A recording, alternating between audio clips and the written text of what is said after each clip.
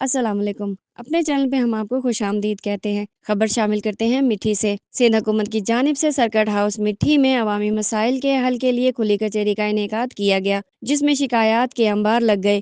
کھلی کچہری کی صدارت وزیر اعلیٰ سندھ کے مشیر سردار احسان الرحمان مزاری نے کی، جہاں شہریوں نے پانی کی قلت، تباہ حال واٹر لائنوں، صحت کی ناکافی سہولیات اور بے روزگاری سمیت متعدد مسائل سے متعلق شکایات پیش کی۔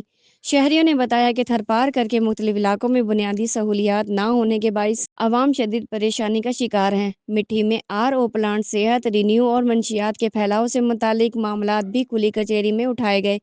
وزیر اعلیٰ سندھ کے مشیر سردار احسان الرحمان مزاری نے تمام شکایات کا نوٹس لیتے ہوئے متعلقہ محکموں کو موقع پر ہی احکامات جاری کیے اور افسران کو اپنے دفاتر میں باقاعدہ حاضری یقینی بنانے کی ہدایت دی، تاکہ عوام کے کام بروقت نپٹائے جا سکے۔ سردار احسان الرحمان مزاری نے کہا کہ رینیو، پولیس اور منشیات کے معاملات مقامی انتظامیہ حل کرے گی، جبکہ دیگر مسائل وزیر اعلیٰ سندھ تک پہنچائے جائیں گے، تاکہ عوام کو فوری ریلیف فراہم کیا جا سکے۔ ان کا کہنا تھا کہ دوسرے اضلاع کے مقابلے میں تھر کے مسائل نسبتاً کم اور قابل حل ہیں۔